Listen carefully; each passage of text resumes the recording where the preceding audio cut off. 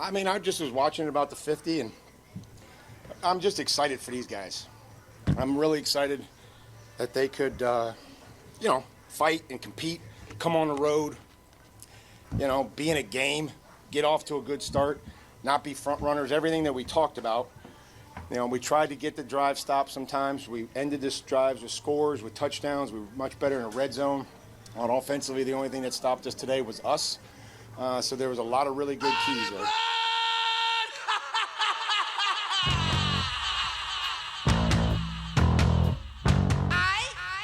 I'm hearing something in the air. I'm hearing a new name.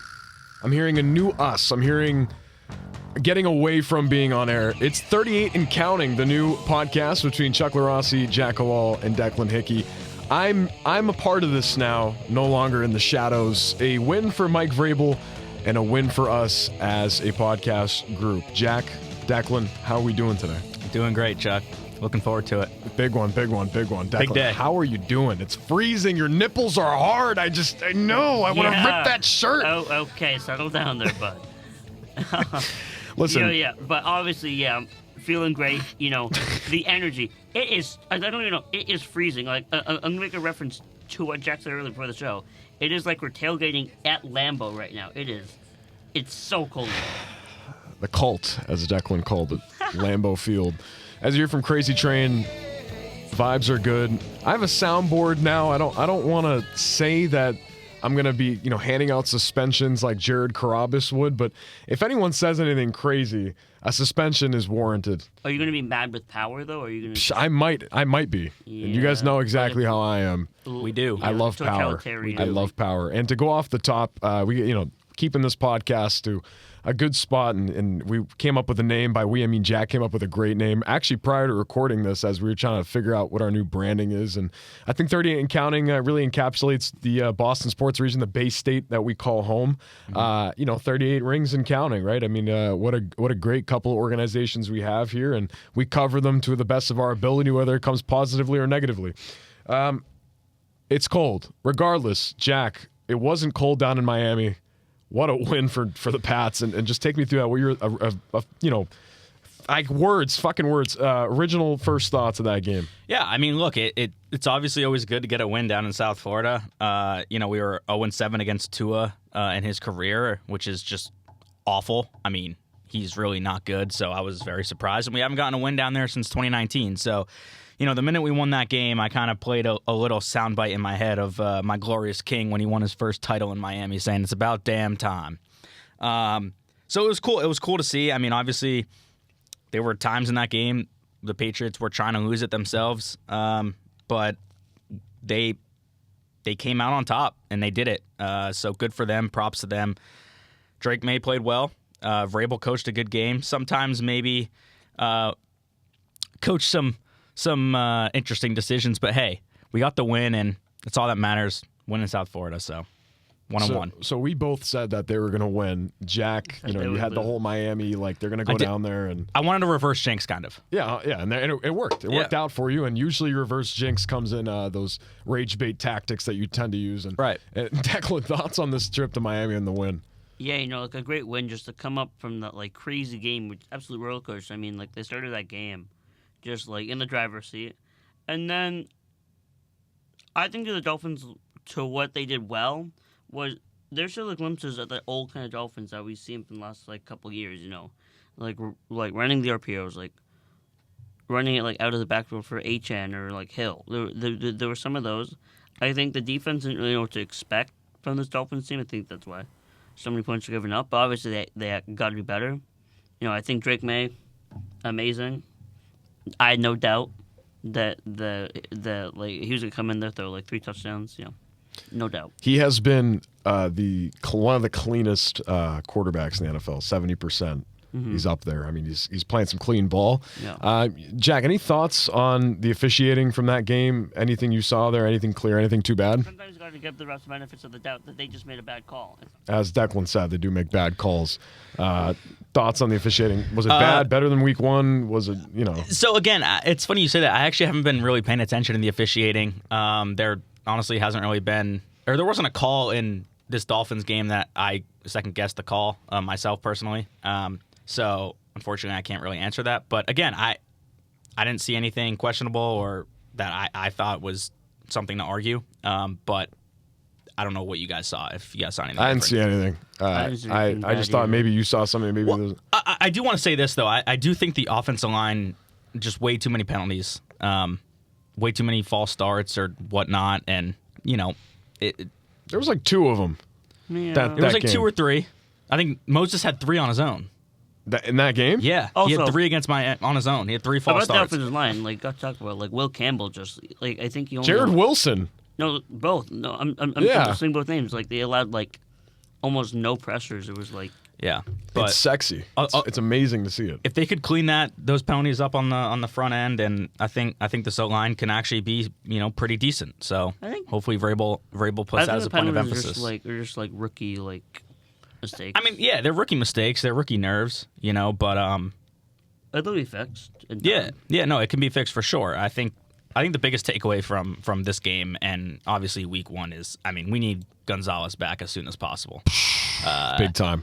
Colin Davis was getting burned. He was. I think our D line is actually like pretty good. I think Milton Williams can get in there on anybody. But yeah, no, Gonzo's a big Not just big Bill hole. Williams, like Harold Landry had a hell of Yeah, Keon hell of a White game. actually.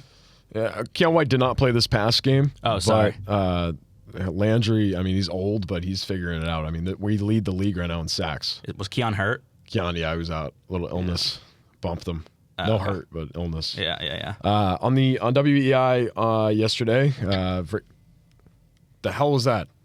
I know. Heard Did you hear that? I didn't hear anything. Those were like Something squeak. just scared me. Yeah, it was like a. On EEI yesterday, Vrabel talked. They asked Vrabel about Gonzo.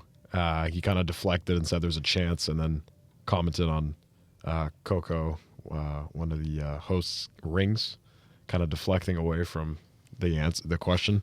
So what do you think? I mean, do you think he's in a spot where he can play? I don't. Do Honestly, you think I it's don't. that bad? Yeah, honestly, like, dude, look, it sucks. He's obviously young. We know what he's about. I mean, we know he's great, but I just don't think, like, if you're close to coming back, your coach doesn't really push it off to the media. I think if he's ready to come back, the coach would be like, yeah, he's in a good spot. He doesn't just kind of throw it under the rug or whatever. So I don't think he's really close to coming back. I hope I'm wrong. Same. Reverse jinx again? Yeah, Is this I gonna don't happen think here? he's not close. I mean, I think he'll definitely. I would think it would be in the next 2 weeks that he comes back. I don't think it's gonna be like a long time. I also could think they could just like be cautious. There's like that could be something that's like happening right there because you don't want a guy who's like at like an all pro level to hurt himself again. No, for sure. But I think, I don't know. I hope I'm wrong. I hope we see him suited up next week. But to move on to this team and away from Gonzo, because I mean, Davis has kind of held it down out there. I mean, I know the 3rd and 12s are killing us. I mean, like the short yardage are doing better in the trenches, in the secondary. When it comes to long yardage, 3rd and long, 2nd and long, we're giving up chunk plays. I think that's a glaring spot on this team. What's exciting me, though, I mean, coming into to the studio today, I was listening to Games with Names, Edelman's show. Brian Hoyer was on. And, he was just explaining, like, McDaniels and the way he operates. And it got me excited because, on the radio you hear it's the same, like the week 1 game, right? We were upset. They obviously got better offensively. They got the balance in. They ran the ball effectively. People are like, it's the same shit, the same McDaniels offense, too conservative, whatever. I think the way he runs his offense and the way he schemes, and I said this prior, like my big key prior to the season was the way that he schemes the offense to his players. You saw it in week 2. I mean, I know Kayshon Boutte and the rest of the receivers got like 1 catch, but like they spread the wealth well. They schematically know what to run. I mean, like hearing Hoyer talk about just the way that McDaniels would, give Jules like an opportunity to get space. Like he would just send 2 guys on a go and then say, Jules, I trust you to get in space and get open. Like things like that. I know it's a different team, but I think he's schematically figured out kind of what he has after week 1, and it's worked out in his favor offensively. I think it's going to be fun to watch. I just think the whole here is defensively, are they going to be able to stop Rodgers and DK? Rodgers had a tough game this past week after being pretty good against the Jets, and I don't know. I don't think DK fit where he got traded. I don't know if that works out for him because Rodgers is old. It's going to happen after, it's going to happen after he retires. He's probably going to be a 1 year and done, one and done type of quarterback. So, what do you see from, I'm going to go to Jack, then you, but like, what do you see from like the defense? And then also offensively, did you see any improvement, I mean, I think the score kind of can speak of itself, right? Yeah. I think we were moving the ball way better than week one. I still think there's not one guy we can just trust in those late third and longs to just get open. Honestly, like I know we have Diggs and like I know we have Mac Hollins, but like they're not studs. Like I mean, Diggs is off an injury and he's older, so I am worried about the pass game. I mean, run game, I think Ramondre did really well. He had a great game, catching balls, but obviously running the rock too. And defensively, like you said, like the safeties, and there's just like Tyreek Hill was open a lot of the time. Luckily, he was tackled before he could take off with his wheels and just go to the end zone. But yeah, I mean, it's definitely the safety holes, and I think still receiving and receivers getting open are two big holes. Now, to you defensively, what do you think the improvement is? Terrell Williams wasn't there. Yeah. He's kind of health-related issues have been keeping him off the field. What are you seeing from the secondary? Do you think it's going to get better without Gonzo coming back here in time, or what do they have to do, you think, to get better in that regard? I think it can. I mean, like, I think it also goes back to the first game. Like, the secondary towards the middle of the game played way better against the 100%. Raiders. And then, like, obviously there were, like, some bad moments in the Dolphins game where it's just, like, HN just wide open in the middle, and then, like, three defenders can't tackle him. But I think they're good signs. I think in the crunch moments, they played way better defensively. I think in the second half, they were better. I think this team, like, can do good defensively. I know there were some plays that made, like, Davis look bad. But I think all around, I think all around there's going to be some improvement. But I just don't really know what it's going to look like. I think obviously it's going to be Davis, Jones, and then you said maybe Terrell Williams. You were saying like in the secondary. Terrell Williams is our defensive coordinator. Oh, I'm a bot.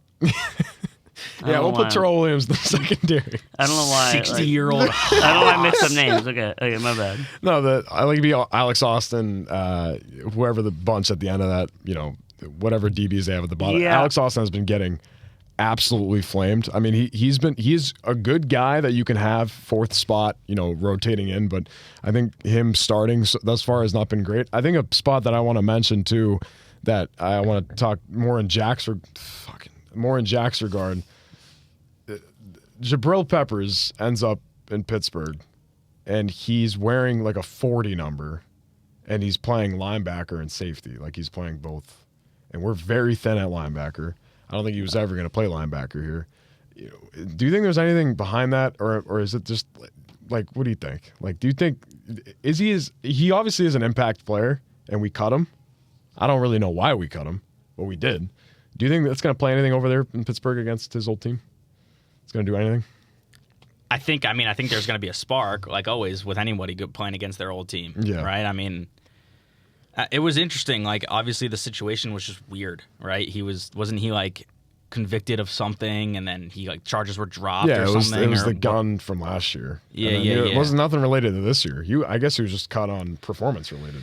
I don't know. Yeah, I don't know. That probably there's probably definitely an edge, a chip on his shoulder, to kind of show Mike like, hey, like this is what you're missing. But I wouldn't consider him like the be-all, end-all of the Patriot defense. But I think he makes a couple big plays for that Pittsburgh defense. Thoughts on that? I think he'll make some impact, but like this is also a Steelers team that was up in the game, and then the defense just fell apart. Yeah. It was a team that I'm pretty sure they went up like 14-0 in the game, and final score was 31-17. Yeah. Some crazy stuff, and I would know because I started their defense for my fantasy team. Yeah. Like an idiot.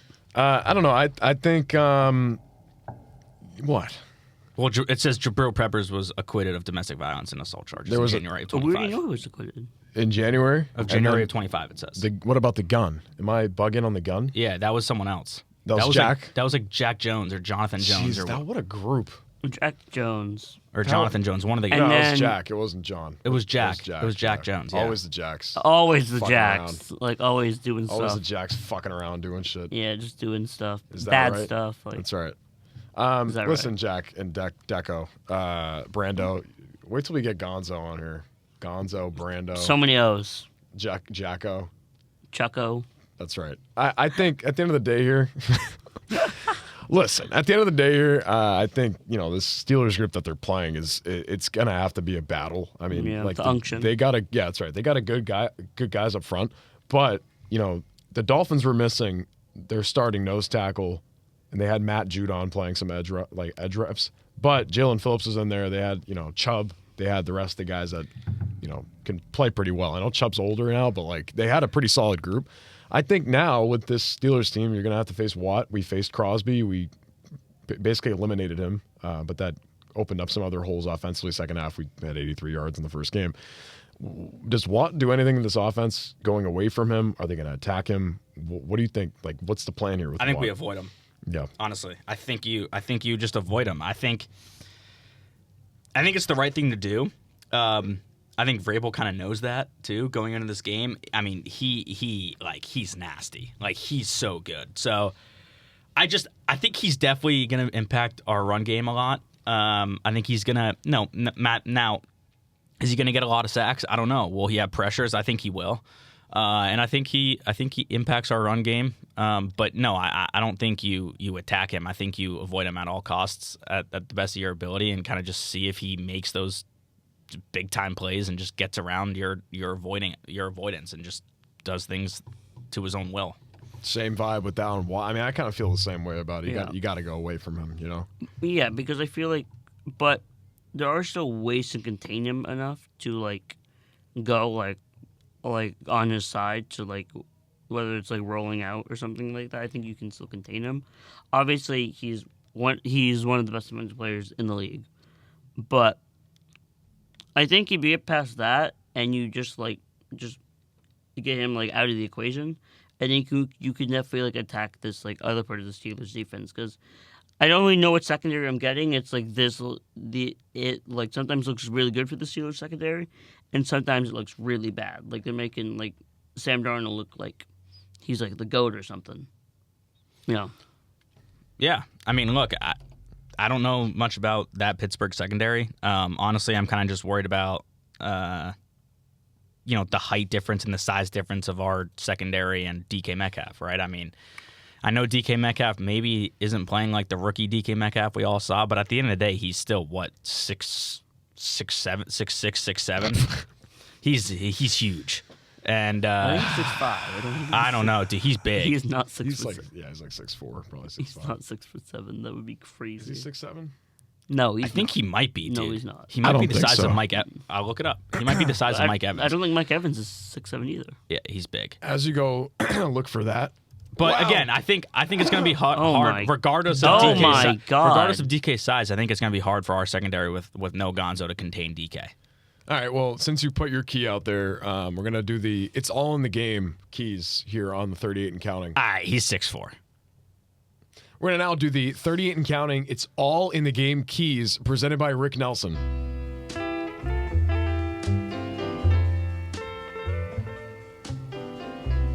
Mike Evans 6'5". 38 and counting keys for this week. It's All in the Game presented by Rick Nelson. Please don't copyright strike us. It's all in the game. Jack, It's All in the Game keys here on the 38 and counting show. What's your key this week for the Patriots against the Steelers? Get a lead early. Just attack. You just got to score early. And I mean, I'm not saying it's rockets. Again, yeah, I know it sounds easier than common sense, but that's honestly the thing. Just score. Score early. That's fine. It's a key. Yeah, score You're going to early. give him shit for that? It's a key. No, I'm not saying it's just the PR answer. But anyways, But these things Still an answer.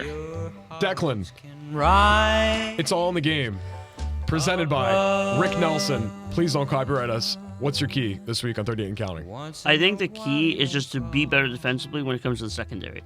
It's just like, I think it's just being able to contain the Steelers' wide receivers and just put enough pressure on Rodgers, which I already know the defensive line will. So don't worry about it. It's really just the secondary. Everything else on the team, chilling. Sweet, sweet sounds of Rick Nelson on 38 and counting. It's all in the game. Our keys for this Sunday. My key for the New England Patriots this week is to absolutely maximize the potential for Drake Maye. Make sure he's doing everything he was doing last week. Roll him out. Have him run over the field. I don't care what you do. You saw when we put him on bootlegs. McDaniels looked comfortable against that defense. I want to see the same comfort against the Dolphins. Please stay aggressive. For the love of God, it's all in the game. Presented by Rick Nelson, 38 and counting.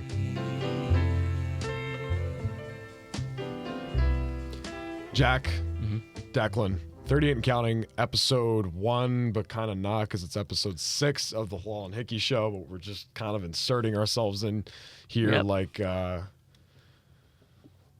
don't know where we're going with this one. Is that right? I don't know where we're going with this one. Jack. Yeah. We talked Patriots for the first 20 of this show. It's all in the game at the end of it, presented by Rick Nelson. Do you know who Rick Nelson is? No. What? Come on. Come on. Who's Rick Nelson? Give me a Rick Nelson overview right now. I've heard of him, but I don't know the songs. Come on, he's going to act like he knows and then not know him. I don't really know him that well, but Rick Nelson made a song called It's All in the Game. And I'm thinking prior to this, I'm like, what new thing can we do that's like key, something related? And I look up game, and that's the first thing that came up through our database. So Rick Nelson, thank you so much for presenting this to us. Is he alive? Is he dead? No idea. He might be alive. He might be dead. That was It's All in the Game. The keys to the game for Sundays here on 38 and counting. Doesn't that just have a ring to it, Jack? What a find, man. Kick the freaking tires on Jack Hall. Mm-hmm. All right. Well, going away from the New England Patriots real quick on that. Obviously, the Red Sox are in a spot that's a little terrifying. By that, I mean there's 12 games left. It's coming down to it now. They just lost a series against the Yankees. We'll hear from Chapman, the ESPN Sunday Night Baseball, which I have a lot to talk about in the next span of minutes about what the hell that broadcast even was. Let's give a listen to that last pitch from Chapman. He got it. Another 100-plus mile-an-hour pitch.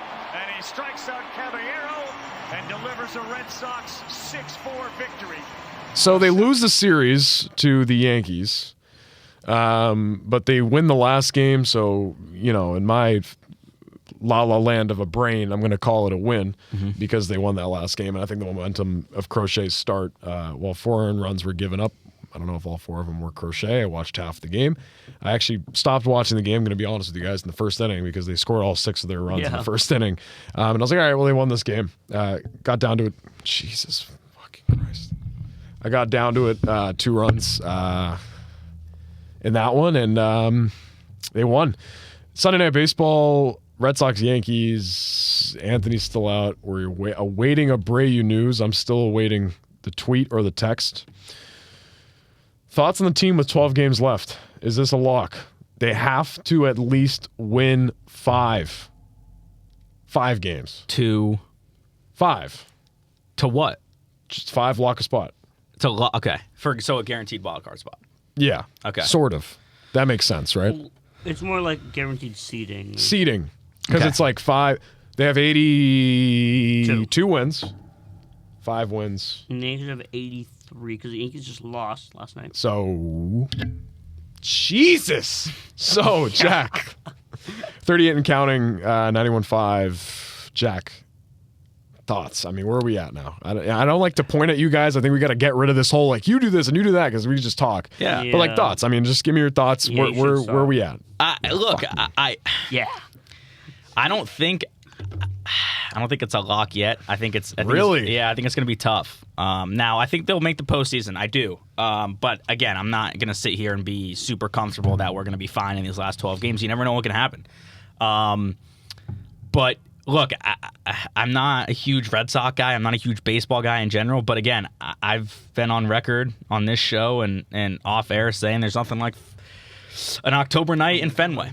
And I think you guys can all agree. And I think that's kind of what the players are really wanting. I think they want a postseason in Fenway, and they want to do it for themselves and the fans. And I think 5 isn't unreasonable. I hope they can do it. I don't know who they have for their last couple games, opponent-wise, but I think Crochet is just dialed right now. I think Chapman's been dialed all year, so it's going to be fun down the stretch. So standings-wise, right now, Red Sox in third. That doesn't matter. The American League's kind of out of it now. I mean, the Blue Jays have sort of solidified themselves. They have 88 wins, 62 losses. We're probably going to be the number 1 seed. Exactly. Yankees, we're neck and neck with the Yankees. I mean, they got 67 losses. We have 68 of them. 82 wins, 83 wins. Now in a spot for the Sox, the wild card wise. We're 0.5 games back of the first wild card spot. It's just us and the Astros down there. 82 and 68, 82 and 69. That's basically kind of the same record. Yeah, right. And trailing from behind it's the Guardians, who they have 78 wins, 71 losses. I don't think they're on pace to walk into the spot. I also don't feel confident in that group. Next team is the Rangers. Yeah. I also don't feel right. They've been playing well. They've got 79 wins, 72 losses. We're in a spot where 82 and 68. And those are probably the only 2 teams that could even have an idea. Like the other team, like the next one's the Royals, and they're 6.5 back, so it's over. So tonight, Athletics series, they should win this series, right? Yeah. It should be another series win for them. In Fenway? At Fenway. You're hoping Abreu either comes back tomorrow or they announce that he's back today, because we've been waiting for it. Facing Springs today, who we lit the shit up. We lit his shit up like I lit you up the last time we played. Tomorrow, Section 10 night, we'll be there. Giolito's starting. We're facing a 8 ERA starter. After that, the Rays. So you're thinking, like, you're piecing this together, right? You win the series tonight. You win this series, which you fucking have to. Yeah. You win this series. You go to Tampa. You better go to Steinbrenner Field, the Yankees minor league field, and hit a shit ton of home runs.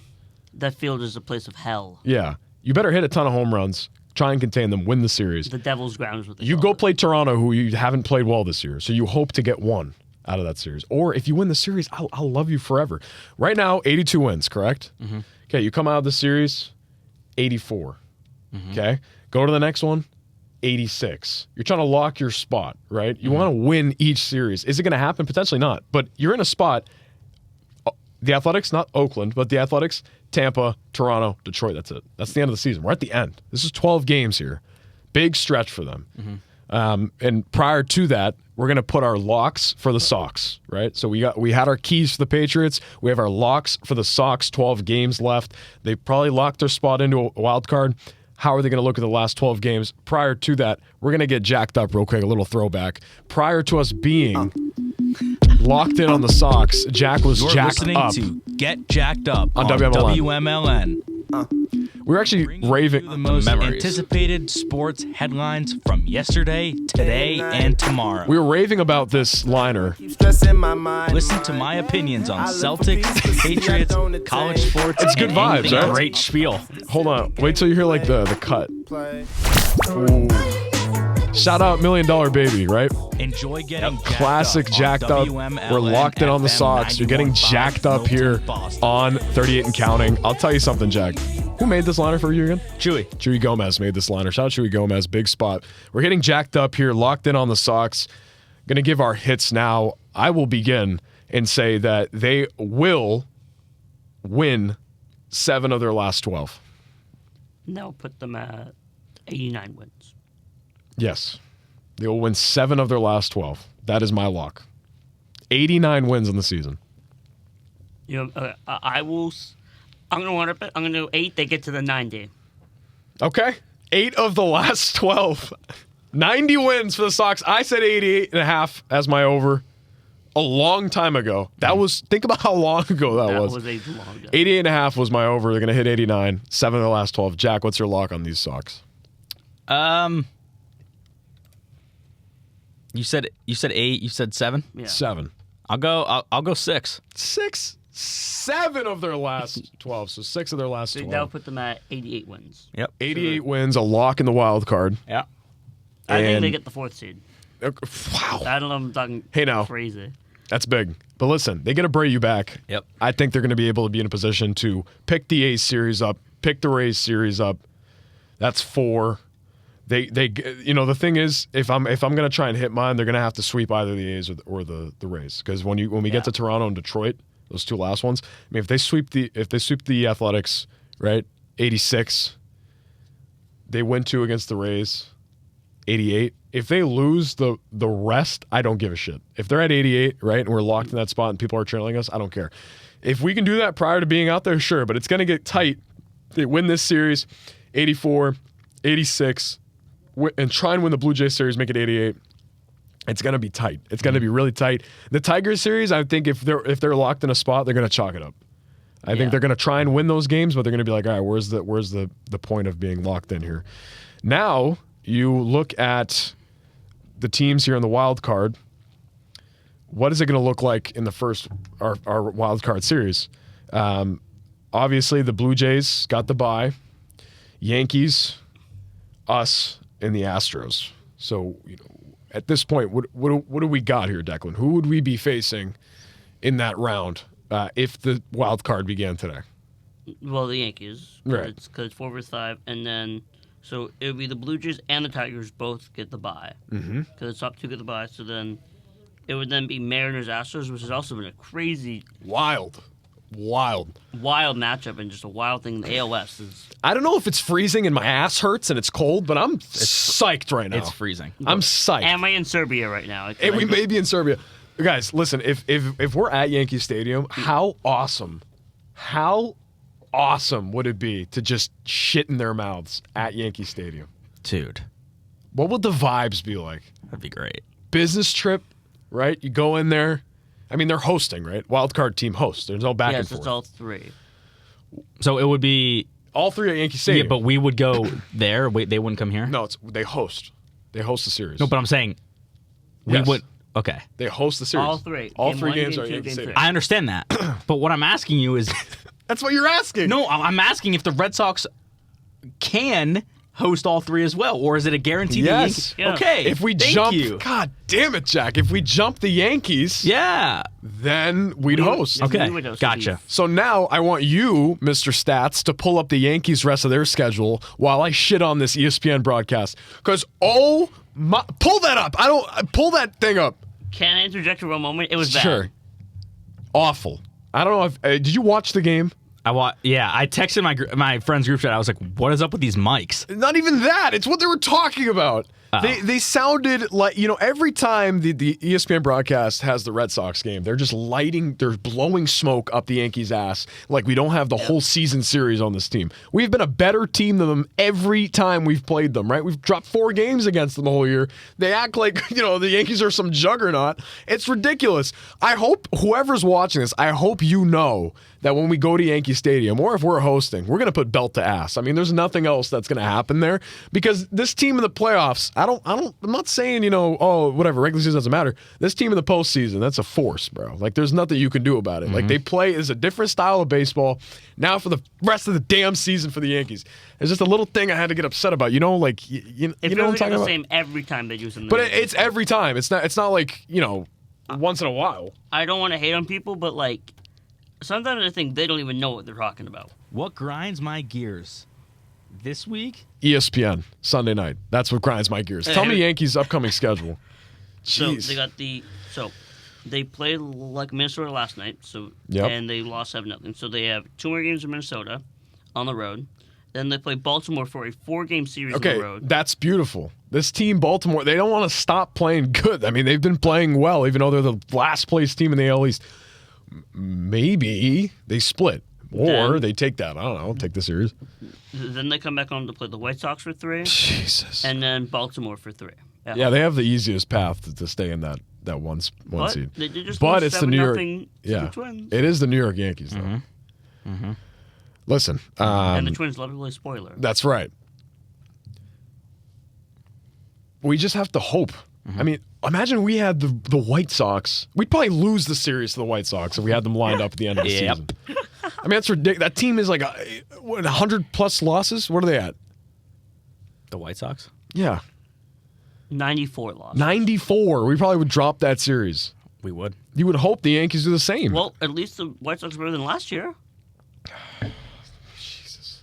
Just the Keep worst hitting season my ever. face off the microphone. Worst season ever, by the So, way. we gave our locks on the Sox, right? But now you're looking at the Yankees. You're looking over. I don't care about the Stros, I'm a little nervous about it because the only thing I'm nervous about, but the vibes would be so good, is that I know the Astros can beat the Mariners in that the Mariners have the third spot.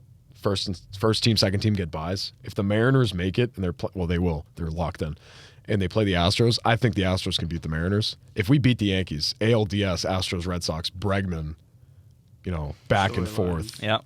And you'd hope by then Carlos maybe Correa back. Anthony's in a good spot. Carlos There's a Correa lot back of in that. storylines there, but I think in my opinion, that could happen. You can chalk that up and say this series go on forever. Mm-hmm. I mean, those are two great teams, two postseason experienced teams not postseason experience, but two teams you've always seen in the postseason. Right. I think it's the most probable thing to happen. I wouldn't be shocked if down the line when we do our show and the ALDS, we're here and we're doing the ALDS, it's Red Sox, Astros. If you get past the Astros in the ALDS, your ALCS game why am I like playing? No, wait, no. What am I saying that's wrong? Yeah, the Astros would not play the Red Sox in the ALDS. No, they wouldn't. Who would we play? We'd play Toronto, probably, if Toronto beats. Yes, we would play Toronto if they're the one. Yeah, well, And and then ALCS. And then the Astros God, I'm drunk. would play the Tigers. I'm intoxicated. And then, say if the Red Sox beat Suspend the me. Blue Jays and the Astros beat the Tigers, then which is also like another storyline because remember what the Tigers did last year. So The we'd Tigers play the Jays then, the 4 and the 1. So we'd play the Jays, which we've been really tough against this entire season. But it's the Blue Jays in the postseason, so yes, it's you not, never know what you're gonna get. That's right. You don't. They you haven't don't won a know. series since 2015. Yeah.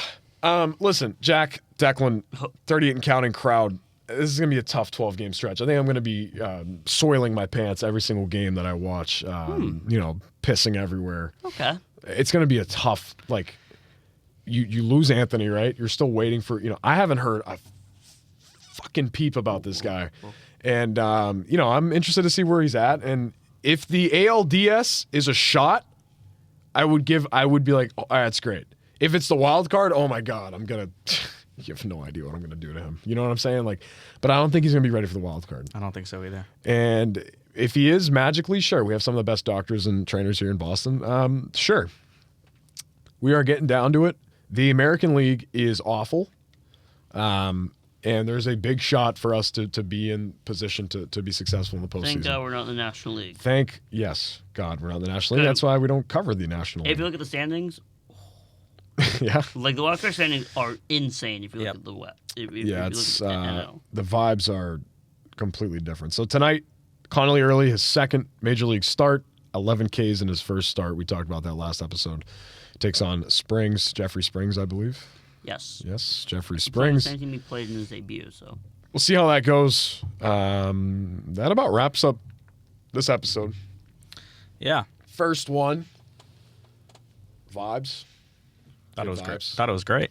I thought the vibes were good too. I mean, I at least now know that I'm on this show here. Declan, You good are here. vibes. great vibes.